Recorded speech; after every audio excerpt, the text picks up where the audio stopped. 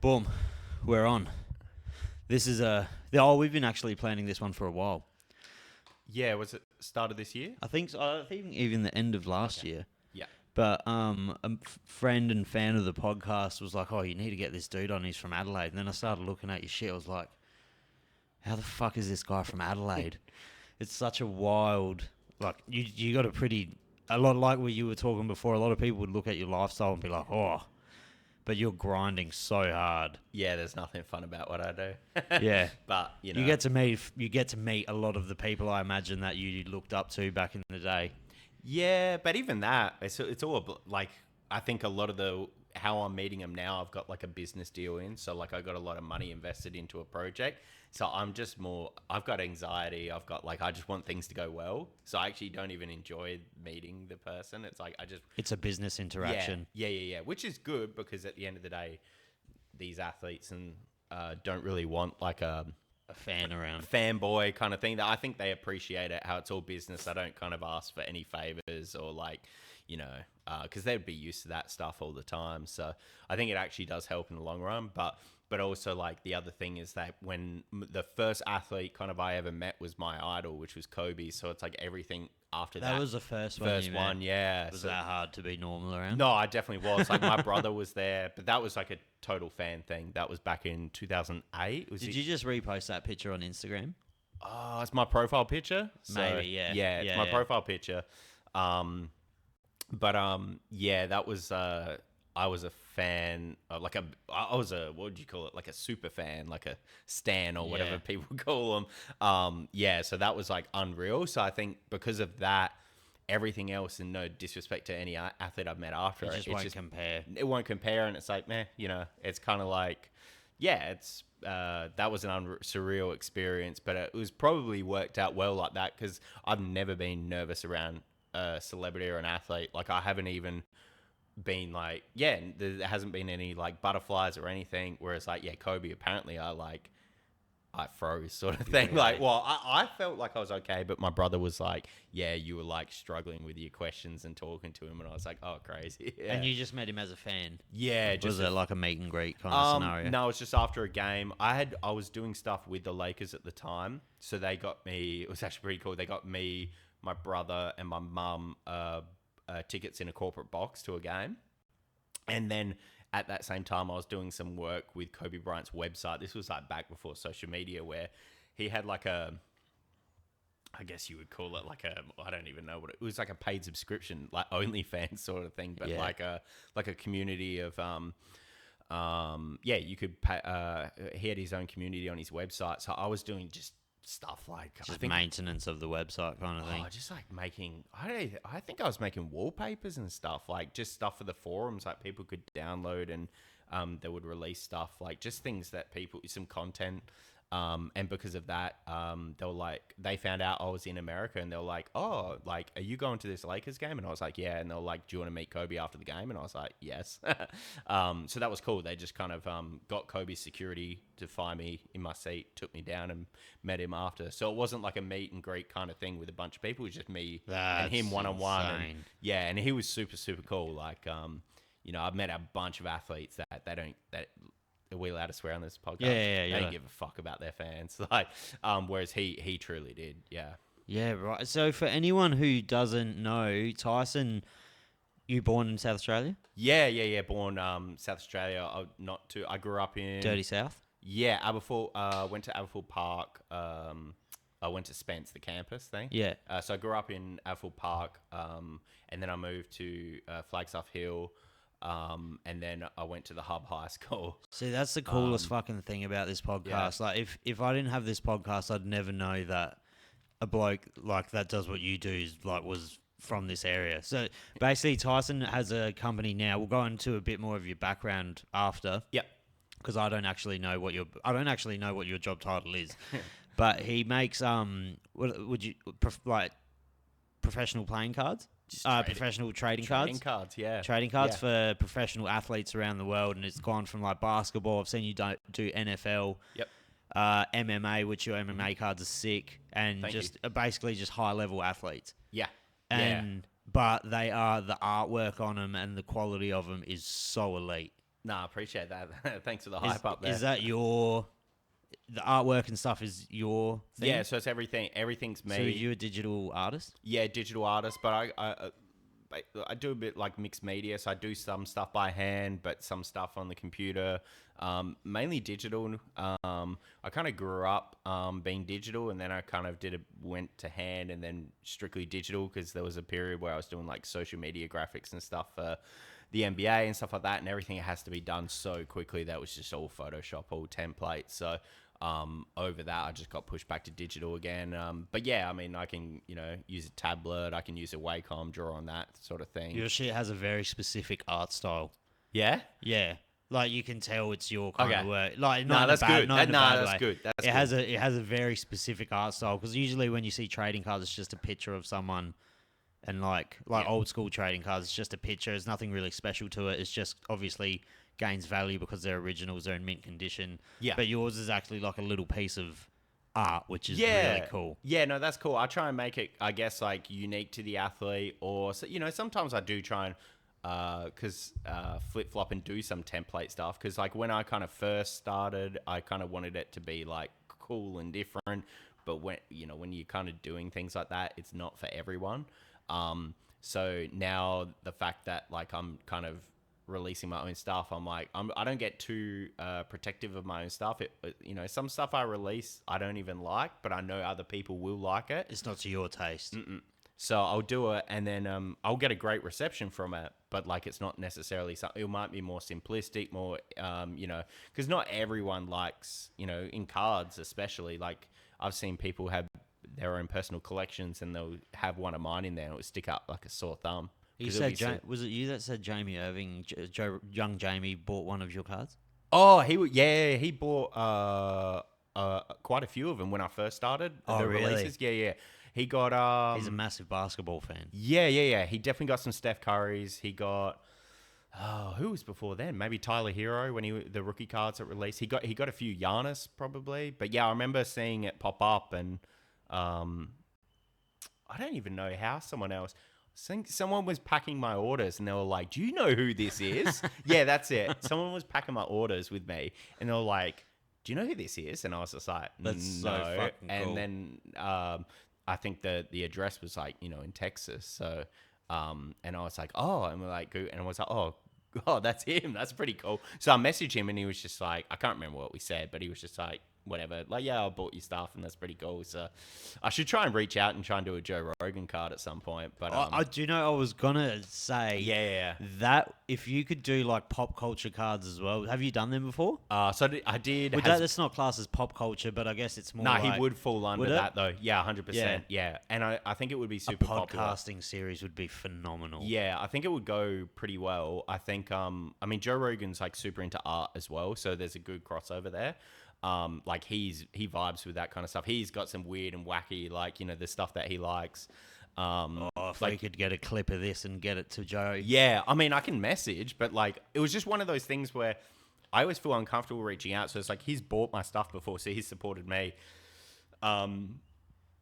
Jamie. And then I was like, I wonder if I should reach out. But yeah, maybe I should reach out. That would be such a good concept because then you could have you branched out into any kind of pop culture kind of cards. So I did Hasbulla's first card. You've done. Oh my god, you that have. There's none of them around, is there? Nah, they were crazy. Like, because it was his first card ever. Like, people went crazy over it. And like other companies started releasing them after, and one of them claimed that it was his first, but it wasn't. It was pretty cool, like having his first card and first autograph card, like him sitting down signing them was. So pretty you cool. met Hasbulla. Yeah. How was that experience? Oh man, I actually, I didn't know what to say. Is it nerve wracking? Actually, to be honest, like I was actually because he rolls like with 20 blokes at a time, and then all Russian, don't speak English, very stern people. I was actually with my mate. He actually was in Australia at the time, and I didn't know, but I found out that day that he speaks Russian. So he translated everything they were talking about and all that stuff. But it was funny when the first thing I said to Hasbulla was, "What's up, little man?" And I was like, "Oh my god, like that's probably not the right thing to say to." Like, I didn't know what to say, like, because I knew that he didn't speak English. So I was like, "What am I meant to, But he was. Yeah, he was. I had breakfast with him one day, and like it was. He's cool to be around, sort of thing. But yeah, I don't know. He's is he still like relevant now, I or think he's dying off he's now? died off a little bit, Yeah. but I think he's made a fucking existential amount of money. Yeah, Like, I think the wealth he accumulated in those 4 years was phenomenal. yeah. I know when I got him on the cards, it was rarely when I get an athlete, anyone reaches out to me and goes, "Oh, can you connect the dots?" I had all these companies going, "How'd you get Hasbulla? We're trying to do something." I was going to say, that sounds like it would be like you would have hit like a little gold mine with that, because I imagine. Oh, I just didn't. I wasn't gonna. I don't work as a middleman. I share contacts. I don't really care because I could be like, "Oh, hey, I'll get you this," and do it. Because he would have had so many people reaching out to him at that point, though, that he would have just, it's almost luck of the draw. Yeah, who he yeah. picks to work with. Yeah, but the handy thing, like the person that was representing Khabib at the time was Of course, he was because over. you did a Khabib one. So I did them together at the same time. Yeah, so it was kind of like, hey, it was just a good opportunity. Like, hey, I got Khabib, want to make some money for Hezbollah as well. And Was this Khabib pre or post retirement? post retirement? This was 2021, so he'd probably been retired for a few years. Yeah, a year and a bit. But yeah, year and a half. Khabib's popularity is huge. In especially in the UAE, Yeah, he is fucking a superstar Yeah. over there. He's a Yeah. superstar. he's really popular over in. We had Putin loves him. Everyone Yeah. loves him. So one of the crazy things was when I was like leading up to the drop, when I went on going on sale, I had a lot of sign-ups in Russia because like he's really, really popular over in Russia. But then I don't know what specific date it was, but basically there was a time where I don't know if you remember, but everyone was anti like Russia, like when Yeah, like when the Ukraine stuff happened. Yeah. so like shipping company like FedEx, Australia Post, everyone was like, we're no longer shipping to Russia. So my actual cards were in Russia for Hezbollah to sign, and he couldn't return them. So we ended up having to do it in Australia. And the same thing with Khabib. I think he ended up signing him in America. Yeah, with the annoying thing with that is that when it came drop day, like I couldn't take on any customers to Russia. So like I had all these, thousands of people from Russia sign up to early access or whatever. That's so And far. then when it came to the drop, when they, filled in their details to buy a card, if they selected the country Russia, it was like, we can't ship here. So I got a bit of abuse from people, but that was all so quick, like everyone just boycotting Russia at that time. But yeah, his popularity is like global. Like Khabib is huge around the world. What was Khabib like? I imagine he'd be. I didn't meet him. Oh, you didn't meet him? That was around what was it, around COVID restrictions and everything. It was 2021, yeah, of course. Yeah, it was early then, and it was just too much going on. And then, so I just I let someone else handle it. So not all the signings I'll go to. I'll fly someone out. They'll do it in America, especially if it's in America. I'll just mail them the cards. They'll do it. So I don't attend all of them, but someone is there for all of them. So when did you start? Like, what idea sprouted into? Well, you obviously a trading card fan. Yeah, like growing up, definitely. Because it's a pretty weird niche to like just kind of go into. Yeah, it is. I've been doing like sports art and design since like 2004 or 5 or something, in like high school, and I've been working for like players and teams and leagues and agencies up until basically 2020. But when like the COVID happened, like I was 8 years with the NBA. I was working for New York Knicks, a bunch of other teams and leagues and stuff. And when COVID happened, because I was kind of like what would you call it? I was on like retainers and like contracts. I was like the first person to kind of like not let go, but like, hey, we kind of You're not as valuable, or like you're one of on the first front line probably to.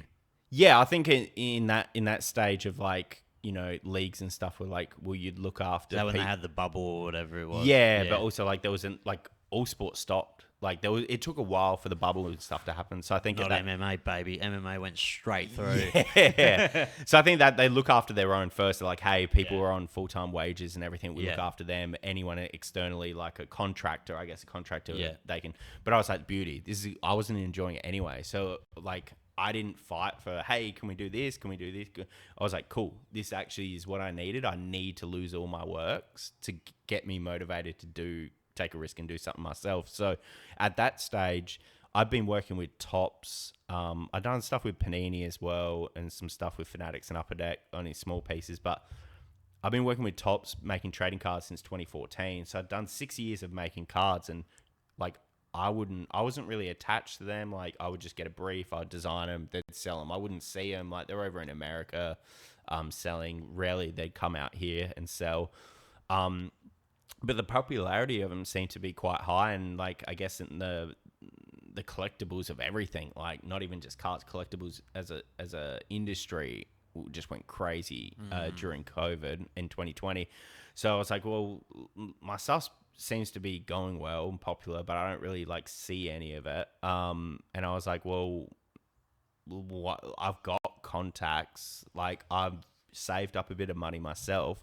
Why don't I? And no one else had no one had done it at the time, because like, with cards, like if you're not into cards, you probably don't know about it, but like, there's a monopoly. So like one company would go, hey, we're the only ones that can make basketball, baseball, football, soccer, and no one else can do it. So I was like, well, instead of doing the league stuff, like, whereas if you have a league license, you can just like do everything. You don't have to sign up players or anything. But I was like, well, let's sign up a player. Let's sign up athletes and work directly with them. Don't do the league licensing route and just get the licensing. So there's like legalities with these cards. Oh yeah. Really? You can't just fucking make a card. No, really? no. I mean, Joe Blow could probably do it. It's not going to go well. No. I mean, like, they probably won't. But like, if I did, I'd literally just. I mean, they just go like trying. I even get people trying to sue me and companies trying to sue me, even though they're legit. So really, like, yeah, because they'll be like, oh, you didn't. Like, a lot of these athletes are quite big, so like, they might have 3 managers, and just because I did it through one of them, like their other managers might just be like Mike. Yeah. I did one with Mike Tyson, and like one of his managers was like, Mike's never seen these. Mike Tyson's never. Like, doesn't know anything about this. The wife says, like, he started tweeting me absolute crap, like, and it's just like, well, actually, I've got video of him signing. He's been paid. He's got a signed contract. Like, what? But I think a lot of these people, especially in America, there's a bit of an ego to it. Like, if they didn't do the deal, it's a weird game. It's a weird. It's because they're not even it's not the people that are famous that are usually getting angry. It's the little butterflies that fucking hang around. It is, and they're like, oh, well, what the hell? Like, Jono did that deal. It should have come to. Should have gone. Yeah, Mike Tyson one was so good as well. Yeah, Mike was pretty cool. I mean, that was one that had to be done. That's the one I was looking at online to see what the resale value of them were. Oh yeah. And it was fucking pretty wild. Okay. Yeah, Mike was actually one of the cheaper releases I think I put out, but Mike signs a lot though. Like, I kind of wish he didn't sign as much, just because like the volume of his signature isn't worth as much. It should be worth a lot more if he didn't. He's a volume signer. What's the most expensive card you've done? Like expensive, like as in like sold or just I don't know. Definitely is. What's the one you've sold for the most? Oh, for me, I mean, definitely on the secondary market. Oh, I think I did. I did a 1-of-1 auction on my site for Steph Curry, but it was, I guess there was like a little bonus to it. It was like, if you won the auction, you got a free autograph card of every single athlete I would do for the next year. So that was that's huge. Yeah, and they didn't know who was coming. So they ended up getting like Khabib, like all that Mike Tyson. They got a whole run of them. That's massive. And that sounds for like, don't quote me because I don't reckon it's actually 100% correct, but it might be in and out over that. I reckon it was like 27,000 USD, so like 40 grand maybe. But they got how many cards do you try and drop a year? Yeah, 1 a month, so they got like 12 autos. That's not bad, man. Yeah, and they got the 1-of-1. They kept that person. I've actually had someone that reached out to me, and they said that they offered that person 75,000 USD for that one-of-one autograph card. And 75,000 and he knocked USD. it, and he knocked it back. Jesus Christ, I'm not that attached to anything. No, I'm getting rid of it straight away. Yeah, I don't know if you can afford I'd sell it. if you can afford to spend that much Yeah. on a card, though. I imagine money doesn't obviously mean Yeah. that much to you. Like, but 75,000 USD or AUD? USD. Yeah, Oh my yeah. God! Yeah, So like yeah. like 125-ish thousand. Yeah, round about. Yeah, probably Give about or take 115. 5 to 10 Yeah, grand. yeah. Yeah, it was. I don't know what he wants. I don't think he's interested in selling it. So like, I don't think it was. He didn't get. From my understanding of the conversation, he didn't go, "I want this." It was just no. Like The cards and collectibles are just. I was looking at Tarzos the other day. I went down a rabbit hole. And I was like, big on Tarzos. whatever fucking Yeah. happened to Tarzos, and people are slinging like untouched sheets of Tarzos for like $3,000 now. That's crazy. I mean, like everything, especially like the untouched stuff. I remember at the time, like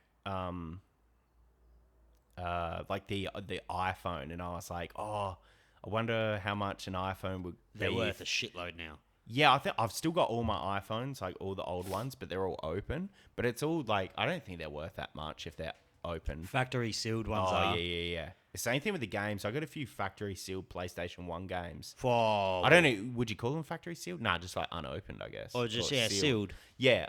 And they sell for a lot. I had like a Final Fantasies because I bought two of them. I think I made a mistake and like maybe I bought one and got gifted one for. So you kept birthday. it in the Yeah. So I was like, I'll keep it. No point opening it. Like, why'd you know? And it was like Final Fantasy 7, which is like the best one. really One of popular the best game. Yeah. ones. So yeah, I mean, I guess nowadays, like I think one thing to think of is what's popular right now is like, I don't know what it's popular right now, but Pokemon like 3 years ago, 4 years ago was absolutely. Yeah. It's always going to be big, but Pokemon cards exploded. yeah, Like 4 years ago. And I remember, what was it? Actually, it would have been almost a decade ago or 8 years ago. Someone sold a Mario first edition cartridge. oh yeah, like Super Mario. Oh, so is it, Mario 64? Yeah, I believe so. Yeah. Perfect condition Yeah. for £250,000. Crazy. Pounds. Yeah, that's crazy. Yeah, I mean, there's always someone out there that's willing to, and that's why I think like The Chinese and Japanese market for Yeah. these things are insane. Do you do much over there? Like, have you done like a Yao Ming card or something? No, I actually inquired about Yao Ming. He actually has a role that he's got like, I don't know what his official title is, but he's got a role that he cannot make money, like he can't do like endorsements. Things outside of his deal. Yeah. So he said when he exits that role, That'd we be can huge discuss. in Yeah, the Eastern, like, in the Asian market. That yeah, would be massive. yeah. So some of the drops that I do are really like Allen Iverson. I don't know if you know much about him. I'm not actually a huge, but I know, Basketball? You know Iverson. Like, I know the top echelon of players. Yeah. Well, Iverson would like, late 90s, early 2000s Yeah. guy. He had like, he's crazy popular over in Asia. So when I did that drop, heaps of orders from Japan, heaps from Philippines, heaps from Taiwan, China and stuff like that. China's hard to get into just because I feel like all my stuff in China's word of mouth because I don't think... They might not have access to. They don't have access to like social. Yeah, Like, Instagram and stuff. I don't even know. Nah, they have their own socials. yeah, they got over there. Weibo or something, which Yeah. I probably should try and push out there. But there's card shows out in China, and people go to these trading card shows, and they see cards that they've never seen before. Like, That mine would be fucking blown. yeah, like there will be, and they're collectors out there. Like it's not like It's a huge market. It's There's not the hustle mentality, like the garage sale hustle mentality over in the US. Like they're hardcore collectors there, which is kind of cool to see. Like they'll have something and just lock it away for 20, 30 years. And some of the Michael Jordan stuff they had out there that I've seen photos of, it's like, wow, like I didn't even know Have that you card done Jordan? exists.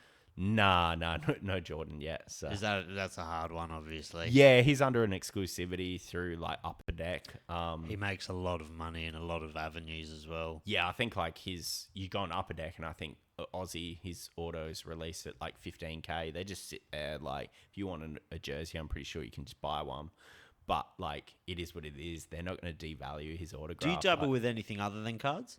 Nah, not really. Like obviously like before like I the swear I last. seen a jersey or something. Yeah, I do some jerseys. You do jerseys. I just wanted to test it out. Didn't go because a bunch of people were like, "Oh, do some jerseys." I did one of Rodman and Iverson, but they don't like I released like Rodman autos on cards. They sold out in like a minute or two, and then the jersey sat there. So it's like, man, it's not really worth doing. Because I looked at your website and they actually were pretty fairly priced as well. Yeah, I think yeah. I mean, I try and fairly price everything even if I can. your cards aren't expensive either. Like, I think your Volk, because I looked at the Volk run. Yeah. I think the most expensive one was $550, but that was like a 1 of 10 or 1 of 5, or was it $450? Oh, it would have been like the inscription. Yeah, probably the inscription. That was the most yeah. expensive one, and that's still reasonable. Yeah, I think the well, with the UFC like MMA market, we were chatting before. It's not it's funny because like I just don't think they know. No, I don't. But it's still like for people that collect cards in UFC, it's actually probably if you're collecting now, it's great because you're kind of there before like the boom of what baseball had, basketball, and everything. But in the memorabilia, I think a signed glove or a signed belt of an athlete. Let's just say you've got, I don't know, any fighter from the UFC. Their signed gloves and signed belts generally go for more than cards. Whereas it's the opposite for the American sports. That's so strange. Yeah, so like a signed basketball and signed jersey would generally be less than a signed card. That's so strange. Yeah, so it's hard to compete because, but at the same time, it's like if I do the Volk autos, like I think I can't remember what the cheapest one was. Like I don't know what it was. I think it was like 125 maybe. Something like that. But then it's like if you saw, I'm pretty sure his gloves are like 300 or something. Or I would pay $1,500 to $2,000 for a Volk pair of signed gloves. Oh, well, there you go. I would have no issue. Okay. Paying 50. Sorry, I just fucked it. You were gonna do them cheaper if you. No. But like, I would have no issue. Yeah, paying it's just a different market. For that. But I love MMA. It's just different, I guess. Like you would get a lot of basketball heads that would pay fucking insane amounts for weird things. Yeah, well, they're so into cards. They're like less into basketball cards. Is a very big culture in basketball, though. Yeah. Is NFL like that as well? You've done a few NFL. Yeah, NFL's like that as well. But I think like they have like helmets and balls as well. But like again, like I think it's like I think it's American sports. American sports is all about the cards. Do you do like college basketball and stuff as well? College stuff never goes well. But honestly, like I don't know college athletes. Like basketball's obviously your preferred sport. Mm-hmm. Yeah, that's my favorite. Yeah, I would always like watching like Steph Curry games for some reason. Yeah. Just because I find it so interesting that someone can be that good at throwing a ball into a fucking little hoop. Yeah. Like, it just baffles me watching him throw a ball. Yeah. One of the cool things is actually, like, if you go to a game, I don't know if you're able to catch a game when you're over in the US. They have games in Vegas? No, they don't in Vegas. They're actually setting up a Vegas team. It's not official, but they are setting it up. I think it will go in the next 3 to 4 years, which would be pretty cool. But there's places near Vegas that have games. But watching Steph Curry before the game is sometimes better than actually during the game. When he's warming up. Yeah. I go, like, he might make 30, 40 threes in a row. Like, and it's wild. Like, if someone's shooting around, like if I'm shooting around in a gym, like, and I hit 4 in a row, I'm like, oh, I'm feeling it. Like, this guy just tosses them up, and he's just like... He's doing, like, half-court shots, shots from the stands. Yeah. Oh, he did you see the full court one? Yeah. The tunnel shot? Yeah, but how can you... It just doesn't make sense to me at how he's that good at it. Yeah, I know. It's just so confusing. Yeah, it's... Is he the best shooter of all time? Oh, yeah. It's not even a debate. Without a doubt. Yeah. He's just strictly talking shooting, yeah. Would you say he's like a top 5 of all time player? No. Really? Nah, I don't think... I think you have to be... Sharp was arguing with someone because someone said that he's like the best of all time and something kicked off with that Skip Bayless or whatever. Oh, okay. I think... I don't think Curry has... enough in his... not rounded enough. Yeah, I just don't think he's achieved enough to be top 5 greatest of all time. Like, if you're... Yeah, I don't know. Look, I mean, just to be in that conversation's crazy. Like, Just from an outsider looking in, though, because I literally do not watch much basketball. Yeah. Who would your... Obviously, Kobe Bryant is everyone's top 5. Yeah, I mean, a lot of people don't have him in their top Really? fives. Yeah, a lot of people Are have they him just like. being like? Oh, I think they're haters. They're just That's being just me. fucking haters. Yeah, no, I think like a lot of people have him like 10th and stuff. That just shows you how like crazy deep the league is. Like over time, like but yeah, I mean my top five. I mean, you can't go past Jordan. Like, I just don't think that there has been someone that is better than him. And in my personal opinion, the best player I've ever seen is Kobe. Like, I don't, people might have different opinions, but that's fine. But the best player I've ever seen was Kobe. I kind of didn't watch Jordan. I only saw like the later bit of his career. But outside, then the rest is super hard. LeBron. Yeah, LeBron would have to be in there just because of like what he's done, like the longevity of his career and everything. And he's been really good everywhere he's gone. And yeah, then it gets super tricky. I don't even know where to go with 4 and 5 because What's that big Eastern European motherfucker? Oh, you're talking about Jokic? Is that Right, Nikola the Jokic? one that I mean, doesn't he's- even like playing Yeah, basketball? yeah. He's Oh, I just think really that's a bit of an good. act. I think it's a bit of an act. He cares, but I think it's. He's a it's, freak too, isn't he? Yeah. He wouldn't be like anywhere near that, but like He's the more best. of the new wave. Yeah, he's the best in the game right now. But yeah, I don't know. For example, I feel like those three are like the best ever. Is the Lakers your team? Yeah, Lakers my team. Yeah, but like ever since like working with athletes, I'm actually like a lot less of a Lakers fan now.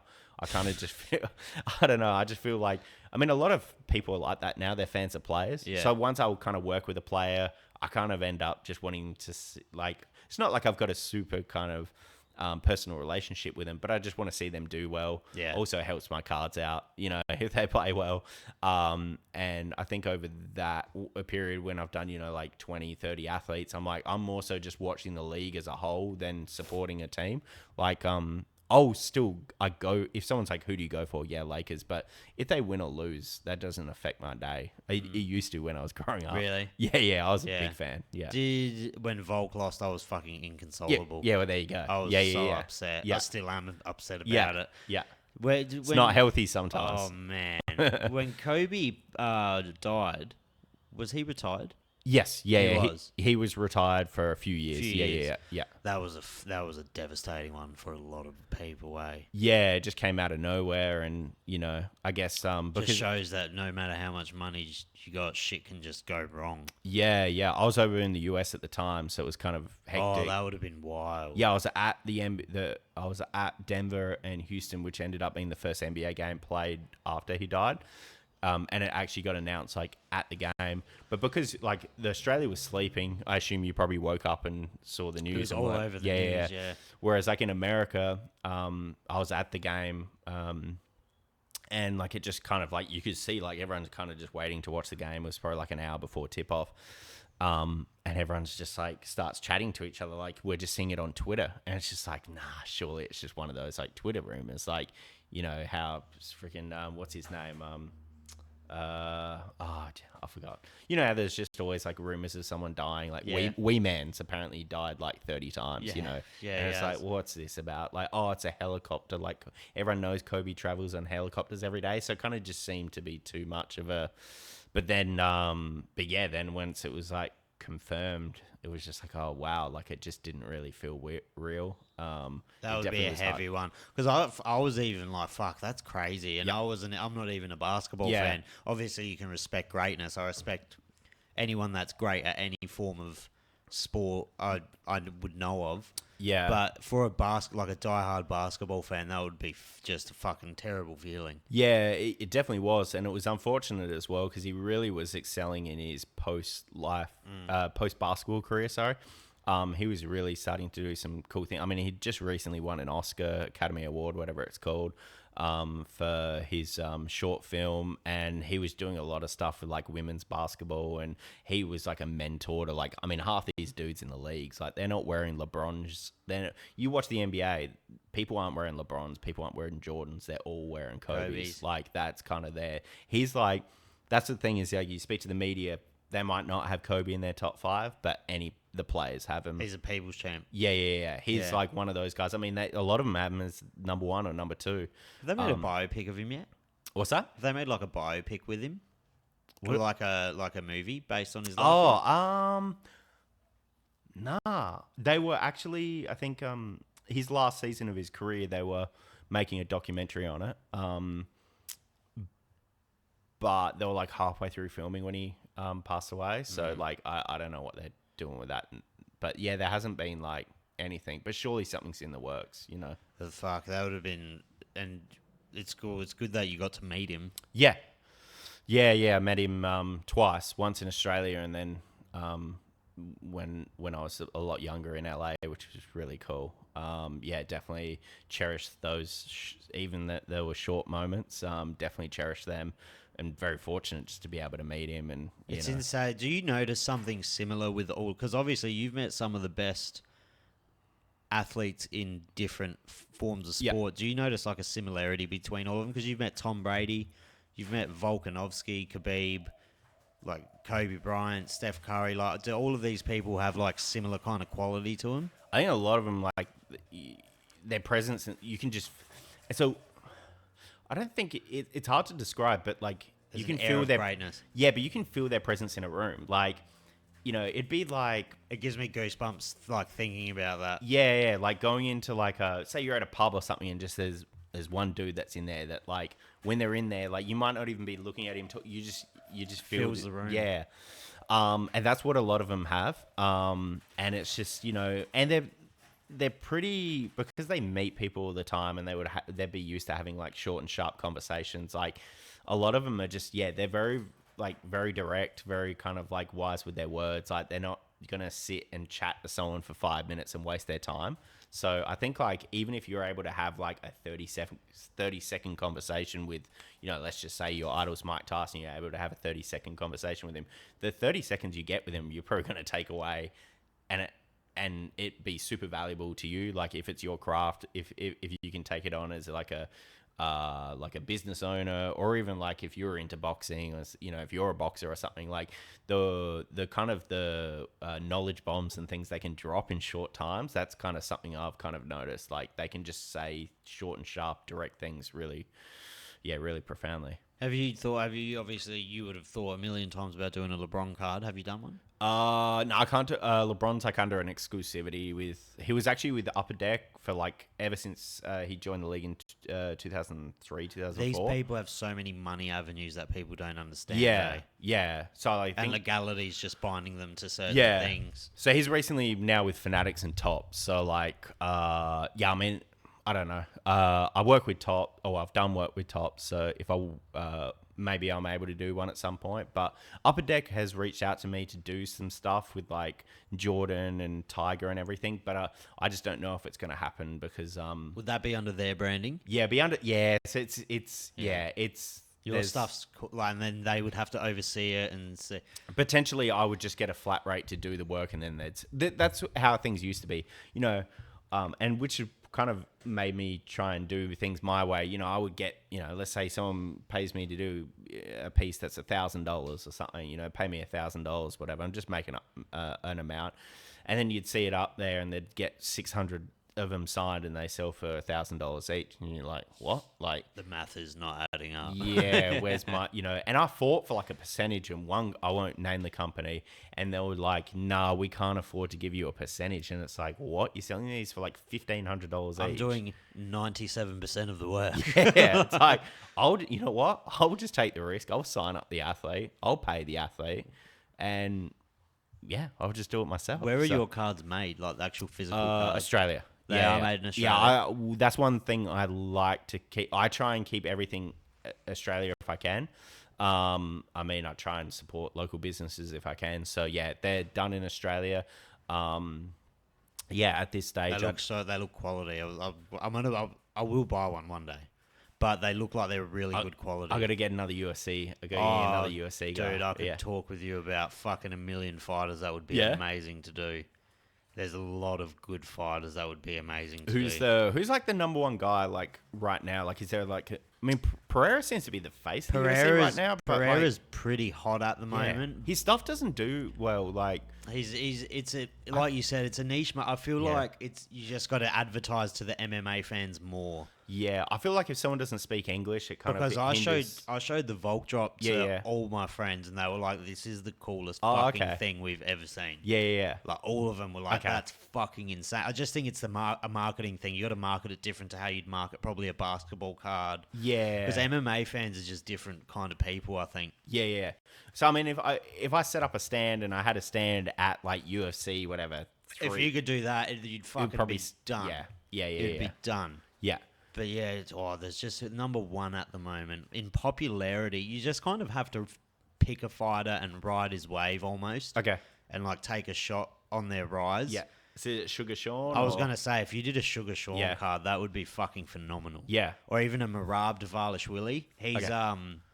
He's not as big, but he's like on a massive uptick on social media at the moment. Yeah, right. He's hilarious.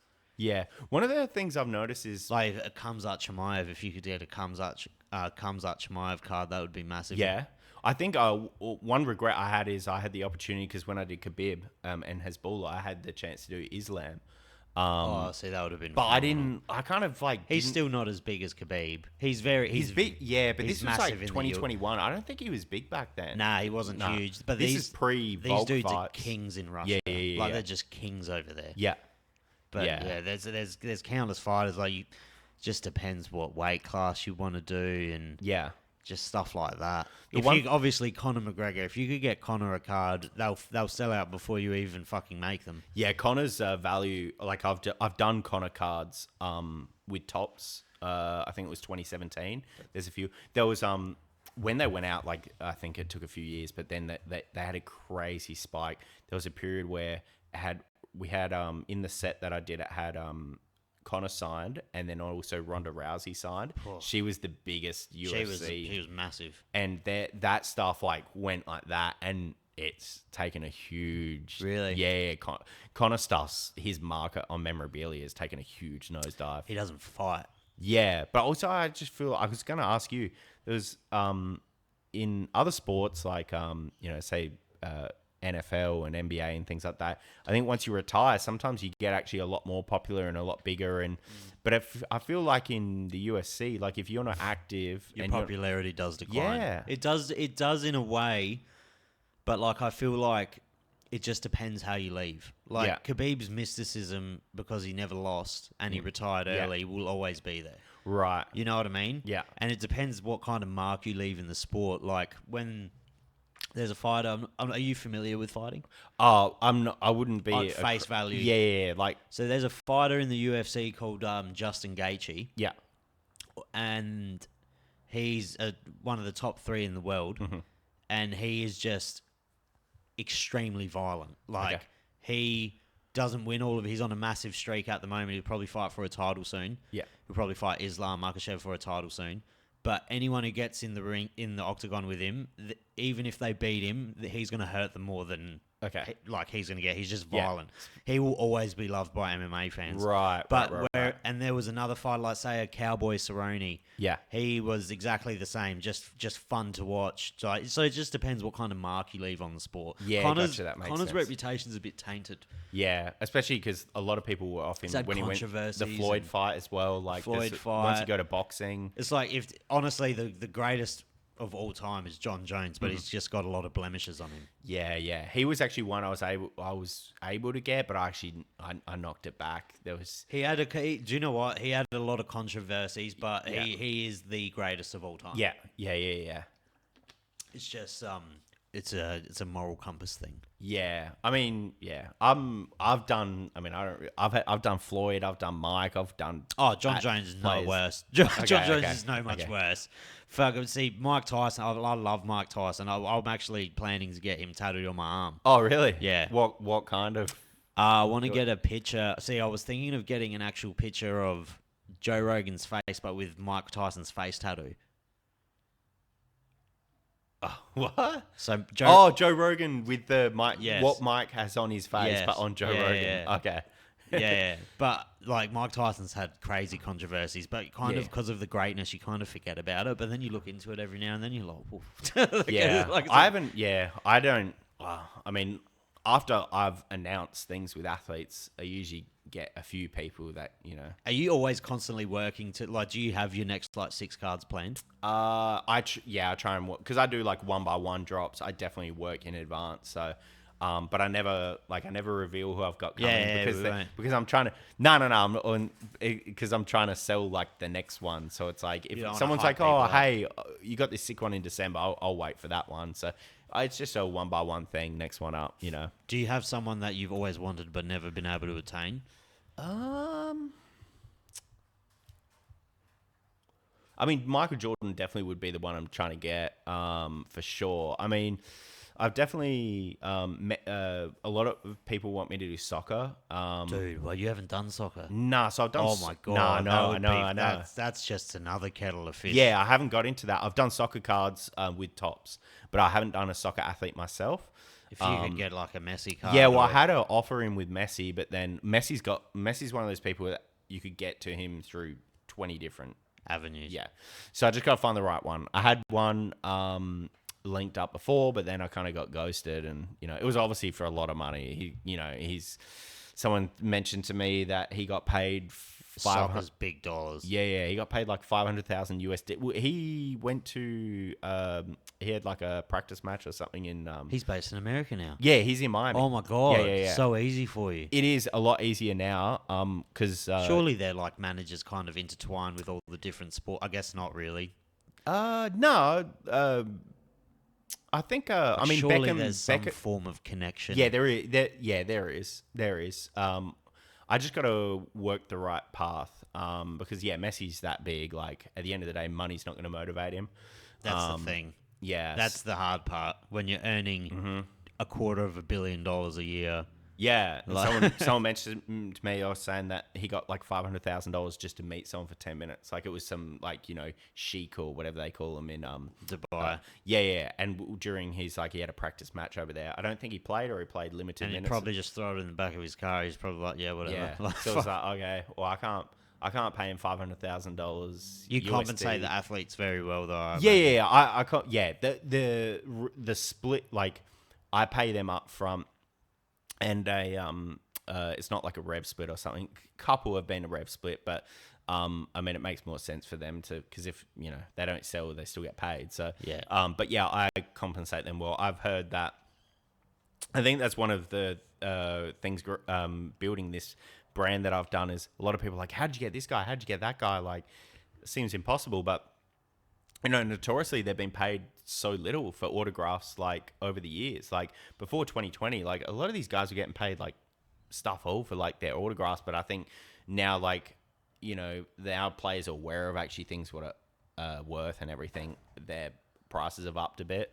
Well, actually quite a lot. But I'm always happy to pay, if someone's worth X amount, I'll pay them X amount. I'm not trying to shortchange anyone. But yeah, as long as, I'd still try and make the wise decision. There's a lot of guys I could have done.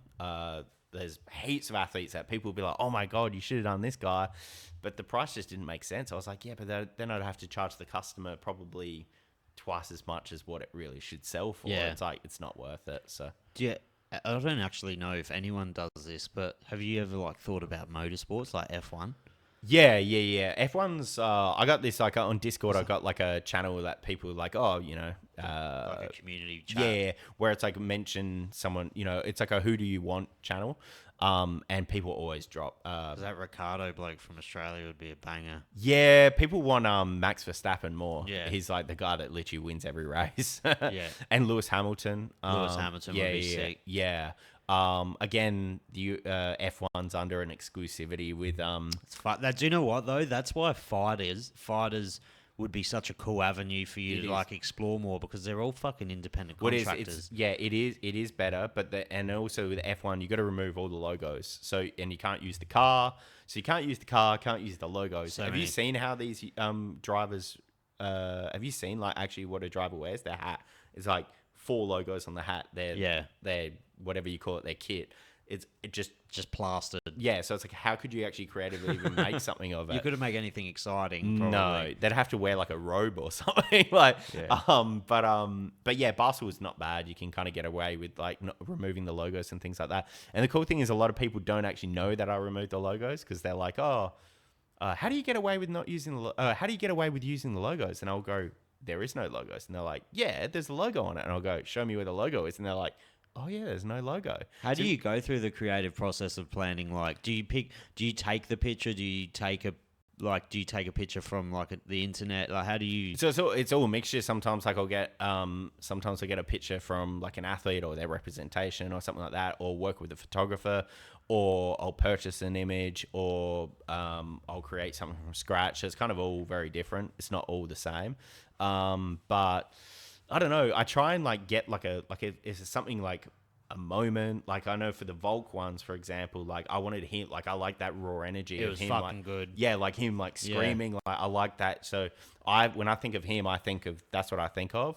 And then just one of him holding the belt, which is nice. But yeah, if it's someone that likes to show emotion on their on the field or the court or wherever they play, compete, I'll show that. If it's someone that's athletic, like I'll show them jumping in the air, dunking or whatever. So it's kind of I think of the player and kind of feed off the athlete. The Yeah. bloke who beat Volk to Pereira is fucking insanely popular in Spain. Yeah. Like, they put him on the front of the paper over Real Madrid. Oh, really? Like, that big. Wow. Yeah, like, he presented his belt at one of the Real Madrid games or one of the Spain, whatever their biggest league over there is, games. Yeah. He, like, went out in the middle and played with a soccer ball and presented his belt, and everyone's screaming. Like, it's fucking wild. That's huge. He's massive. Yeah, I gotta get more into the MMA. I know I've done There's a great space for it because I feel like there's not really many collectibles you can get from MMA bar the ones the UFC sell.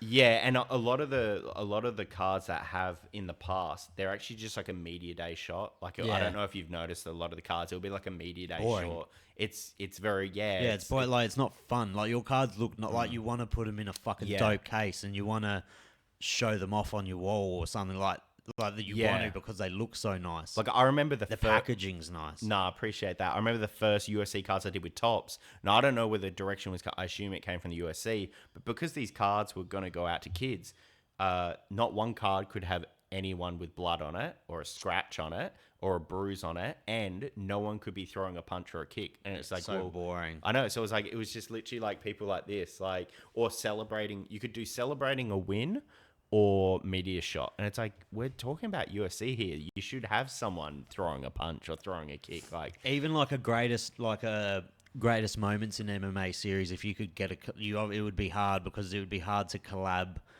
on both fighters when the other fighter's getting knocked out for them both to sign the card. But there is one fight, if you could get one of the greatest moments in fucking history. There's a very iconic photo of a fighter called Robbie Lawler and Rory McDonald. They had this fight that was the most insane fight it was the craziest 2 rounds in UFC history. They beat the fuck out of each other, like to the point Rory McDonald's nose is pushed into his head. They're both covered in blood. Robbie Lawler's lip is literally, you can see his teeth through his lip. And there's a round where they end and they're just fucking staring at each other and there's just blood, and it gives me goosebumps thinking about it. But if you could do like a best moments in this or a best moments in even basketball, like that would be sick. Dual autos are good. Funny thing with Robbie is I used to do shirt designs for him in 2009, I reckon. Robbie Lawler? Yeah, back in 2009 or 2000. What the fuck? Yeah, they were like dragons. Well, he walked out in a couple of my shirts. You're joking. Yeah, I'll have to find it. I have to pull it up and I'll message you. I'll find it. Dude. It's like, dude, I was like, but it looks crap. I was like... Dude, everyone in the UFC back then looked shit. Yeah, it was pretty... Tap out was fucking... Yeah, it was. Then. Yeah. But now they can't wear any of that. No, it's all Reebok now, isn't it? It's Reebok now, which kind of fucked the sport a little bit. Okay. Because fighters can't have their own sponsors now. So they lost a massive revenue stream. Yeah. Yeah, I mean, it's always going to be like that as When a things sport get gets bigger. bigger, you Yeah. got to make it more official. It just is Yeah. what it is, and I think it would have to be the fastest growing sport in the world. At the I think moment. they say it is, yeah. Oh, I think there's other ones like pickleball and all these other kind of things. UFC, like but the yeah. MMA in general, though, Yeah. is taking over in the combat sports sphere. I know, I'd say worldwide, 100%. Yeah. like they're putting on an awesome event at the Vegas Sphere. Mm. They're apparently it's got for Cinco de Mayo. Yeah, I don't know how that works. Like, Because I don't know, but if they can, because it's like a full like I've seen the sphere. It looks it's cool. because But, the TV comes like it's all around you. Yeah. If they could somehow figure out how to like, but what are you watching? What's on the screen? It's like, that's what I mean. Put the fights on the screen for the people in the back. oh, yeah. So yeah. you have the fighters fighting, but instead of having like a Megatron TV, you could have it in the sphere. Ah, gotcha. Yeah. That would be awesome. Yeah. Even I don't know. I don't know how it's set up. I Like think it- it's set up more like a viewing experience rather than a stadium. Yeah, it's a viewing experience. Like, I think their first focus was doing like concerts and things like that. Like, I've seen some of the ones they've done, which is amazing. It's like you literally watch, I think U2 or something was on, but like the stuff that they can do visually. So you're listening to music, like a performance, but then you've got a visual experience as well, where you don't really get that at if you just go to, I don't know, an entertainment center or something. They always sell it. They've got the highest gate and highest ticket sales or something at Madison Square Garden. They've broken that record like 3 or 4 times now. Oh, what, USC? Yeah, I think it's pretty big over there. And MSG, you've obviously been a few times. yeah, I went December. It's not as cool as people think it is. It's just historical. Yeah, it is. Like, yeah. but their stadium, because when you're from Australia, you think of a stadium, you think of the MCG. Like, you're thinking 110,000 people, like, Yeah. roaring. But these stadiums, like basketball stadiums in general, are very 20, intimate, aren't yeah, they? 20. I mean, it's good. They're like that, And they're like real angled up, so you can kind of see. yeah. perfect. Every seat, you got a good view. Yeah, Yeah. they kind of have to be built like that. That's why basketball stadiums are the best for fights, Yes, because you yeah. can see in the cage. Yeah, you don't want them like. I think they did a boxing fight here. It was like what, Mundine versus Danny Green or At something. Adelaide Oval. It's terrible. Yeah, it's That's like when we went to UFC Perth to watch Volk versus Islam the first time around. the RAC arena. Or Yeah, was it was the RIC, Yeah. RCA, RIC. yeah, It was the energy. Yeah. Like, honestly, it felt like I had 1,000 volts of electricity running through me. Yeah, but viewing the actual fight was terrible. Oh, really? Isn't that Perth Wildcats, though? Isn't that a basketball stadium? Or Yeah. it's actually, it's quite... It's pretty fucking big. Yeah. I think it would be like 30,000 people, Okay, 25. But my seats were still pretty good. Like, I could see Yeah. fighting's just one of those sports that's way better on the TV. Yeah. Like, if you want to actually watch the Yeah. fights, it's better on the TV. Yeah. Well, they've had fights that Eddie had, or whatever you want to call it, Marvel Stadium. Marvel. That's too big. Yeah, fucking Like, imagine huge. I've sat at the back for a footy game, can't and it's see hard anything. to see a footy game, and that's like probably like 15. Have you ever octagons. thought about doing anything like less high end and doing like footy cards? I do footy cards for You kids. do? Yeah, I do it with the AFL. There's a AFL team coach cards. I do. Pardon me. You can get them at like service stations, Woolworth, like that kind of stuff. They're like $2 or $3 a pack. And my cards are just inserts, so they're not all of them. Are you going to gather around? I'm going to a game, Adelaide versus Melbourne. Yeah, I'm actually meeting some of the people with the footy cards. So. I'm going on Friday. Oh, what's that one? Port Essendon. You a Port guy? Yeah. Yeah, I'm a Crows Oh, man. But fuck. No, it's a good dude. My friend's doing media they're fighting tomorrow. Dane Swan.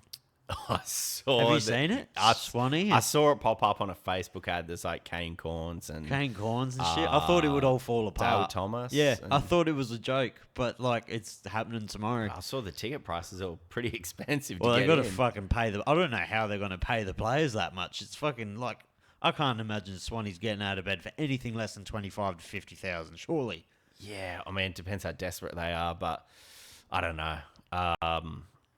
Yeah, I don't know. Is this your first? Because you travel a lot. Were you in Gather Round last year? Were you here for Gather Round last year? I think I was here, but I didn't do it. I didn't go to the anything. city's wild. Yeah, 140,000 people flying to Adelaide this week. Jesus, it's good for the state. Adelaide's good now. Yeah, It's just fun. I went to Melbourne 2 weeks ago.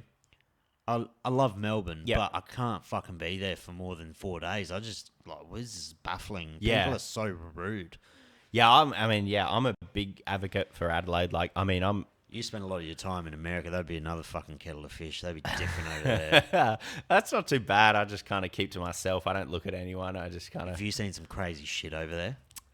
I mean, yeah. If you walk around like downtown in any city, you would just see some like wild stuff from here to there. But yeah. I mean, nothing that's really kind of. I mean, walk down Hindley Street on a Saturday night, you probably see similar. But it's the same, but they just have guns. That's the only scary. Yeah, and just like with where the cities that or the states that have legalized marijuana now, like there's just like people like. Oh yeah, Vegas hasn't though. Fuck. Oh okay, yeah. Vegas has. I was actually I don't smoke heaps of weed, but I was like, oh, it'd be nice to like go buy some like just for fun, like legally. Yeah. But Vegas, this is the only one of the only states that's not legal. That's one of the like super confusing things about America is like you just don't know, especially as a traveling person. Like they have rules where like some states you can bet, some states you can't. Yeah, like, you can't gamble in fucking Texas. Yeah, I mean, but you can shoot an AK-47 out of a Mustang at a bald eagle, but you can't you can't like gamble. Yeah, it's crazy. It's kind of like every state is like its own country. Like whereas in Australia, Texas wanted to break off from America. I've heard. Yeah, is that a thing? That's I don't know. It kind of sounds. A lot of people are very like they love Texas. Like they like the. Have you done much work there? I was in Texas. I actually went for the first time in Dallas. It was just a stopover. I've never done. Never done anything. Do you have like a favorite state? I mean, you're there for business. It's kind of different for you. I think I went to Miami for the first time I've heard last year. That was nice. Place. I like California just because the weather's nice. Like I like Los Angeles just because I feel safe there. I've been there like 30, 40 times. So I like know, and people would disagree, but like I feel safe there. But it's just I've been there so many times, so like I know where to go, what to do. So you fly there every month?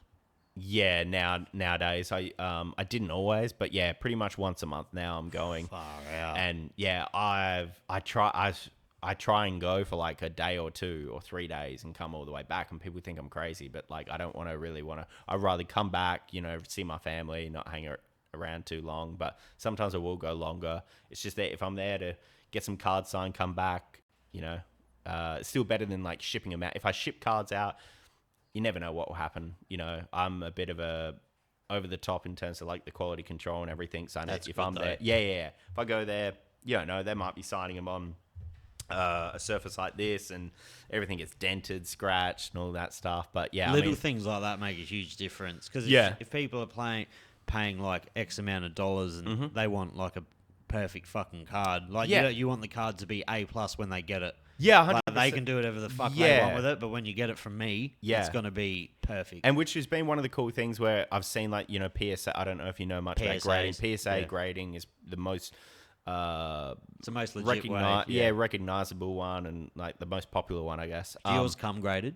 No, but someone can submit it, so they can send it off. Like, if I was grading it myself, it would just be a conflict of interest, or what it would just be laughed at sort of thing, because they're like, oh, you're grading it yourself. It'd be like a restaurant giving their own meal 5 stars, so it's like if people want to leave it in their original packaging, they can. If they want to submit it and get it graded, they can. But the rates I've seen, like, I even sent off a bunch to PSA and under anonymous names, so they didn't think it was me. And they nearly all came back 10s, which is wild, because I've seen, other stuff that I've done with other companies, and someone will mail off 20 and they'll be like, oh, I got like, 8 8s and 7 9s and 4 7s and 1 10. And I was like, Jesus, whereas most of mine's getting 10s, and which is pretty good. But obviously that just shows that the quality control is worth it. What do you send them when you send a card out?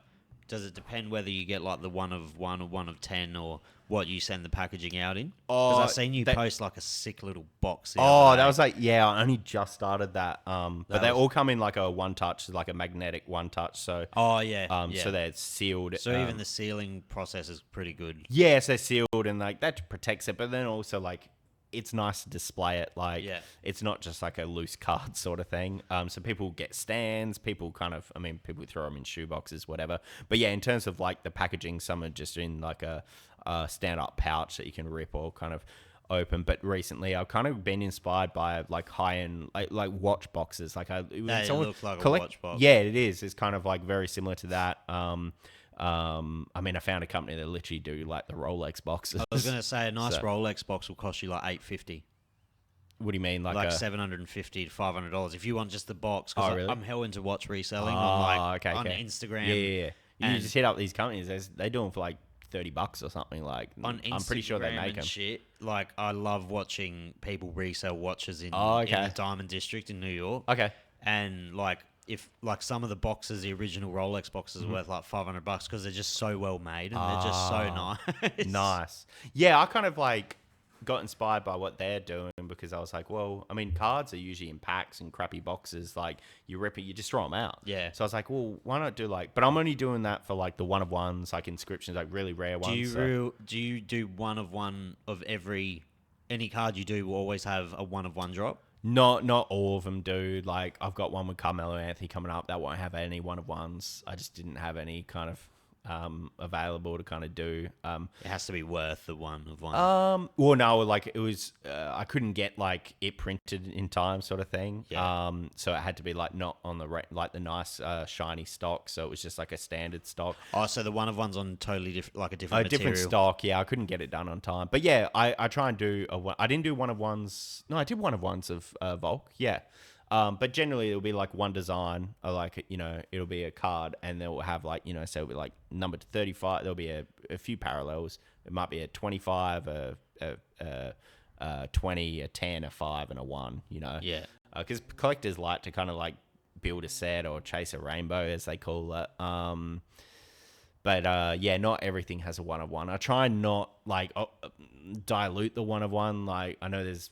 I was gonna say, do you ever do like re-releases? Because that's it's almost like cool, but it's a slap in the face. To I haven't done it, and it's one thing I really, especially if it sells out. Even though like, oh, can you do like a non-autograph version of that card? But I thought, well, no, that would be a good avenue to go down. But then I do non-autos. I just didn't do any with Volk. Right, yeah, I do a lot of non-autos. But you know, then you get a lot of people trying to fucking counterfeit the signatures and shit. Maybe. Yeah, people find they mail it into a lot of these athletes do a mail-in service, so they'll mail in a non-auto, get it signed, and then try and resell it that way. And it's like, I'm not a huge fan of that. But yeah, the non-autos are good because look, not everyone can afford an autograph card. That's what you mean when you're saying non-auto. Yeah, sorry, okay. not yeah. I don't speak. Oh no, sorry, yeah. So it's just a trading card. You know? Yeah. It's like a Pikachu card. It's not autographed. I think the thing with your cards though is most of them do come signed though. That's the main. Like it's a higher end experience. Yeah, and the price isn't like crazy high. So like at the end of the day, it's like a lot of people are like if it. $250 for like the Vault cards was so fucking reasonable. Yeah, and if I had a non-auto, let's say I had the non-auto for 100 or something, like most people would just be like, well, I'll just spend the extra and get it autographed, you know. So that's what people kind of rush for usually. But yeah, I haven't done a re-release. I don't know, like it's a slap in the face a little bit. Like to the people that purchase like the 1 of 10s, and it's like the whole thing is that it's 1 of 10. So unless you did a completely different style. Yeah, but even so, if you're like, oh, I'll just put a different material on it, or I'll do a different red border instead of a blue. Yeah, I think it still dilutes what's there. Yeah. So yeah, no, I just move on to the next thing. I'll rework with an athlete. Like if someone's like, you've done Steph Curry a couple times. Yeah, and Rodman a couple times. Allen Iverson, there's a couple. I've done a few that a couple times. So if it does really well, I'd rather work with the athlete again and make some new artwork and release some more cards. I don't see any point. You know, the first ones I've done with Curry, people always bring up, oh, I should do like they call it reprint or like a restock or reprint. And I was like, well, no, if I do something again, it'll be new artwork. Like, it's like, I just don't see, I don't see who that benefits. Cause like, I guess if you missed out, you can get it. But like, then it's like, well, yeah. But actually it happens a lot in cards. Like they'll do like a reprint, like the Michael Jordan rookies had a reprint, but there's like it's actually like a stamp on it saying like it's a reprint. It's like when they re-release shoes. Yeah. Like the Yeezys just kind of watered themselves down a bit. I remember I copped a pair of Yeezys for, I think I paid $16.50 for the All Blacks with just red writing on them, and they got up to fucking heaps, and then they just kept re-releasing them, and it's like, you fucking killing a lot of. I'm not into shoes, but Yeah. shoe sellers are fucking psychos. Like shoe collectors are probably the most fucking psycho people in the world. Yeah, I think a lot of shoe collectors moved over to cards, which I experienced a lot of those people. But I think the shoe, I could be wrong, but even I've spoken to people at Foot Locker and stuff. But the sneaker flip game is dead now. It's dying. Oh, it's dead. Yeah, because for a few years, like maybe a decade ago, Yeah. when Goat was like the reselling website Goat was coming about and StockX and stuff. Yep. Reselling was so big. Oh yeah. I know. I got mates actually who are just private collectors. Yeah. One of my mates has like an insane amount of old TNs. Yeah. And his collection's worth so much. There is avenues to go down. Just depends on the shoe. I feel like certain shoes have died. Oh, I feel like I only said that in like modern releases. Like Oh, modern releases are fucking done. Yeah, because they've there's a lot more product now. Obviously, during COVID, there was a lot of restrictions in terms of materials and things like that, so they were limited. But now, I think your Nikes, your Jordans, and everything, they're actually releasing a lot more. But there's just more of everything. There's more variations. There's more. People want to monetize shit more. Just more money, less quality. Like even the I don't know if you colourways. remember the Kobe Grinches. I don't know if you ever. I got a couple pairs of Kobe's in there. Yeah, there's a Kobe Grinch, which is like the famous. green. Yeah, it's like all green. It's like super. Like that was what everyone. And then they've done a few re-releases of that. So I think even like there's not much different. Like the original and then the re-release. It's like there's. If you actually just want to hoop in them or wear them, there's really no difference. But if you want to collect them, it's like you want. I don't even think there's much of a difference between them. But like I think that now that everyone's got them now, I think it has waters it down. Yeah, it has watered. Even the originals, I don't think are worth as much as they were. So you're in America. Sorry for cutting you off. That's right. Just had a thought. You're in America during the presidential election.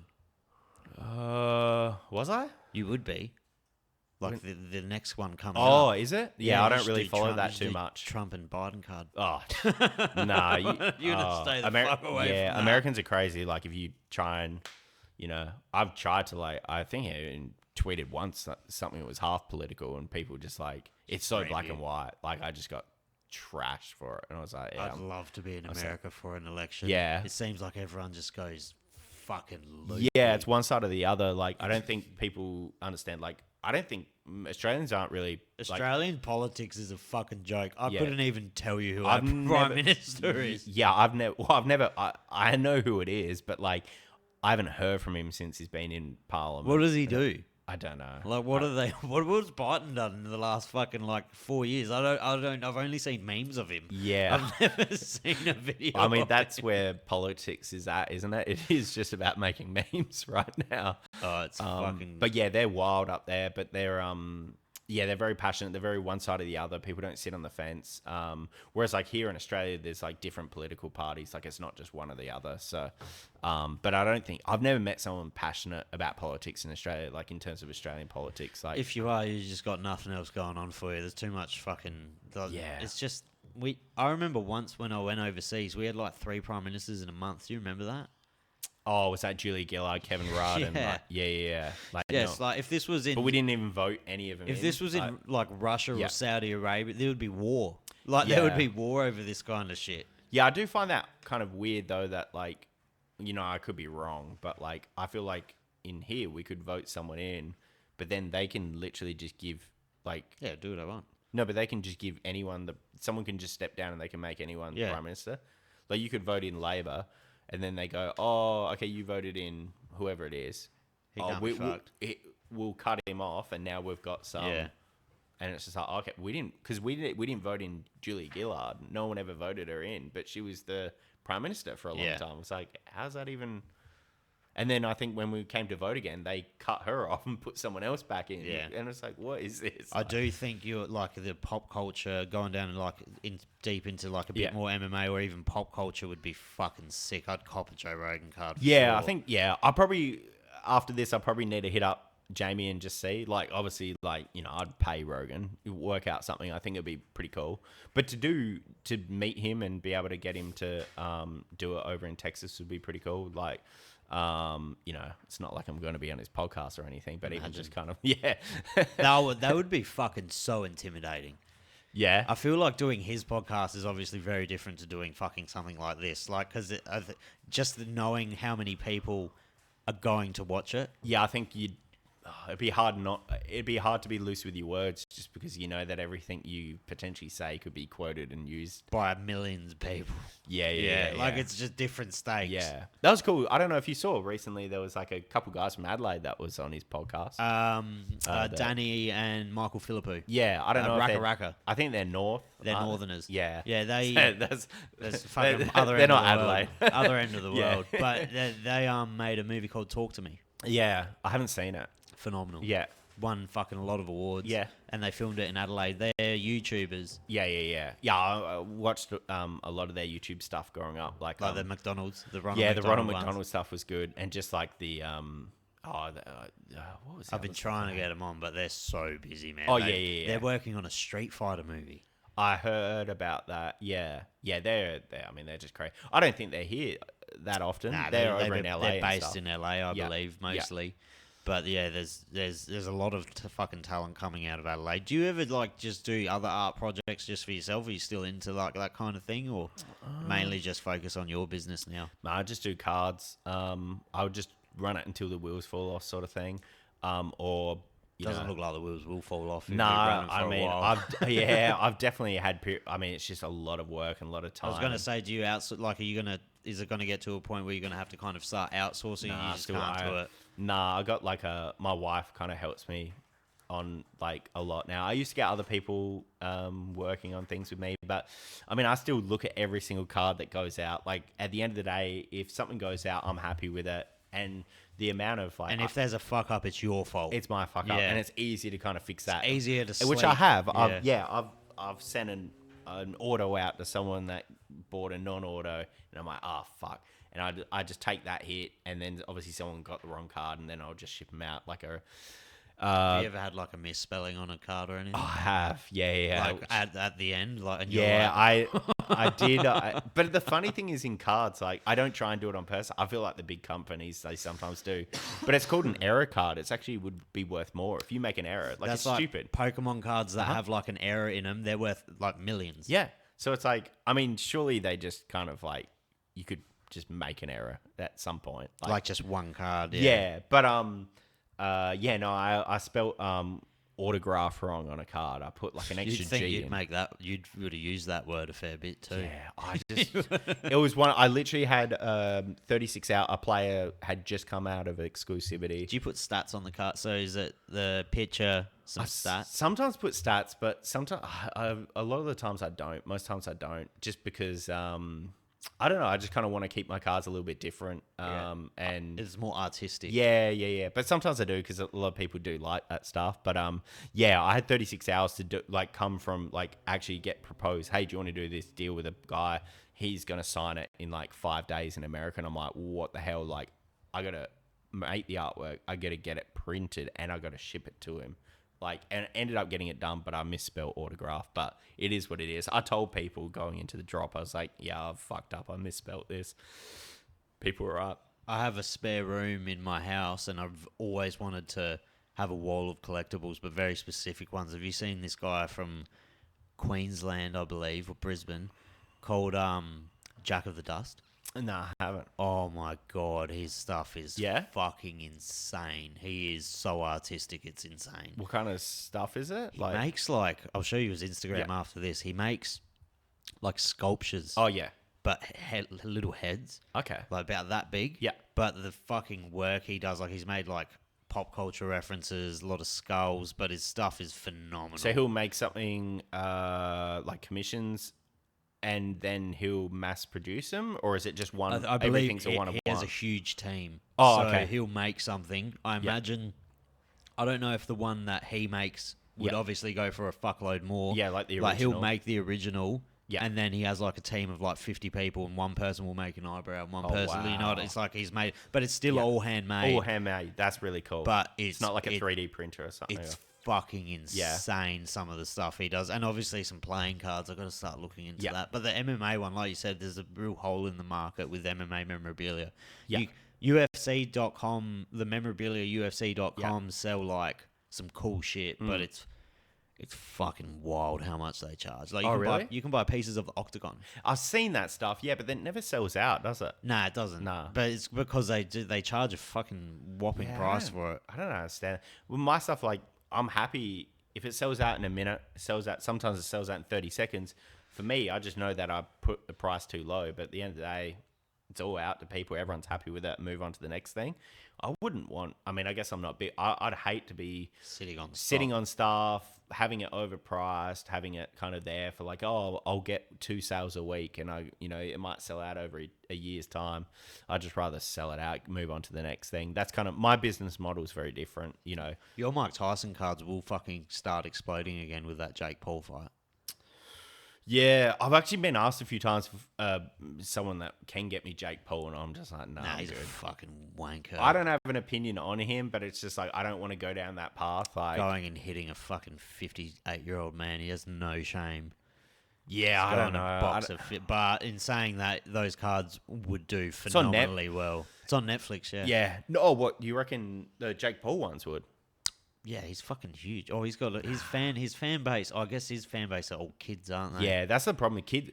That's the one thing I try and tell people. So, like anyone that's popular right now, that could be like a really young athlete. Their stuff's not gonna be worth a lot until the kids now are like 30, 40 years with disposable money. Yeah. So that's what's happened with Jordan now. It's like everyone that grew up watching Jordan. They're set up in life. They've got a family. They got they've got a house, they've got kids and everything. Then they're not blowing money every week, partying and all this stuff. They're just like it's that nostalgia thing that kind of grows back into people when they reach their late 30s or early 40s, and people are just buying stuff. So that's going to happen to like a lot of these guys growing up now, a lot of the athletes. It might take 20, 30 years from now, but like, it's the same thing. I remember growing up, I couldn't buy any Kobe autograph stuff because I just didn't have the money. But if I wanted to go and buy some Kobe autos, I could right now. They're bloody expensive, but like his stuff would be obviously post-mortem after you die as well. Things explode a little bit more. Oh yeah, it went to a crazy amount. Like when Michael Jordan dies, I would fucking die if I knew how much some people were sitting on gold. Yeah, I got a lot of stuff signed by Kobe, but I just never will sell it. But yeah, the Jordan stuff. I mean, even the Last Dance is like doubled at least. You could get his jersey for like $5-6 grand, I reckon, before, but now it's like 14. What 15. do you mean by his jersey? Like it's signed, yeah, because 5,000-6,000. That sounds pretty reasonable. It's a lot of money. I think that was before Last Dance. Now it's like I think they retail around 15. They could even be 18 now. That's wild. But they just sit there. It's like you can have it, but you just got to buy that price. Yeah. That's I guess it's a lot because you can get so for example you could probably get a Steph Curry for 700. Really? Yeah. Is that it? 600-700. That seems really reasonable to me. Yeah, for Steph. Yeah, but again, 30, 40 years time, maybe his stuff will go to maybe not Jordan's level, but might go. He has a pretty cult fan base. Oh yeah. He would be as big as Jordan, like in terms of like just the popularity. It's like Irving's massive as well to a lot of people, isn't he? Kyrie Irving. Yeah. He's got like a niche kind of following. I love his shoes too. Yeah.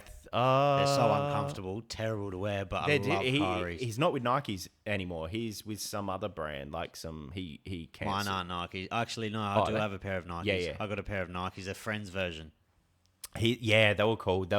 His like first stuff with Nike was really, really cool. Yeah, it's just fucking so uncomfortable. Oh, really? Oh, there's so many like bits and bobs to them. It's like you're walking, fucking shit's jiggling everywhere. I think that's the problem with a lot of basketball shoes. They're made to kind of be on court. They're not casuals. Yeah, that's why there's a lot of Jordans. It's like I can't wear them because like they're actually they look cool, but they're actually pretty uncomfortable. Jordan does have probably the best line of shoes. Yeah. Visually, like, and from a cultural point of view, just like, cultural aspects. Jordans are fucking insane. Yeah, I'm pretty boring though. I'll just wear like Nike Reacts or Adidas Boost, like something that's comfortable. Yeah. Like basketball shoes are not comfortable. Like to wear, it takes 10 minutes to fucking put them on. Yeah. I'm not. Yeah, I don't know. For me, like I used to buy shoes a lot, but I'd just wear them all. I never understood why people would collect. Yeah, I mean, I guess I'd collect, but I'd just wear them, and then when I'd go on to the next shoe, I'd put them on a shelf. But like they've been played 30, 40, 50 basketball games and they got scratches and dents I've on it. never understood how people keep their shoes so clean. The white Air Forces, like, Dude. I I've don't never been able to understand how people will have shoes that they wear all the time and they just keep them so clean. I'm like, what, do I walk wrong? Like, yeah, well, I don't understand. I feel like, I don't know if you ever see like mine always do it, but like the crease marks in the leather. On the toe, around the toe line. Yeah, it's, how do people? Well, you're walking like with your toes pointed out. Maybe I just don't understand. Nah, I never understood that as well. I just thought people had just got shoes on rotate. I know there was some famous person that was said that they go through like a pair. I don't know who it was, but they go through a pair of like once they wear a Nike Air Force, they just throw it out. Are you It's like, fucking kidding? Yeah, That nothing looks better than the first day, but Yeah. like it's true. like the clean white The ones. clean white. That would be cool. But then like one day at school or whatever, or just going out, It's just throwing out $200 every day. Yeah, I know, but yeah, who knows? Maybe I guess if you buy bulk deal, maybe they buy 300 Endorsement or something. 300. Yeah, or buy like a 365 bulk deal or something. Maybe they're getting them half price. I don't know, but yeah, I thought that was pretty wild. Like, you know, I could see how like celebrities do that with like socks and stuff, but like shoes is like that's next level to have like disposable shoes. Yeah, that's fucked. Well, I won't keep you too long. No dramas. It is a school night, but just let everyone know about your socials and where they can see your stuff. Yes. So socials, I'm probably most active on Instagram. So just my name's at Tyson Beck.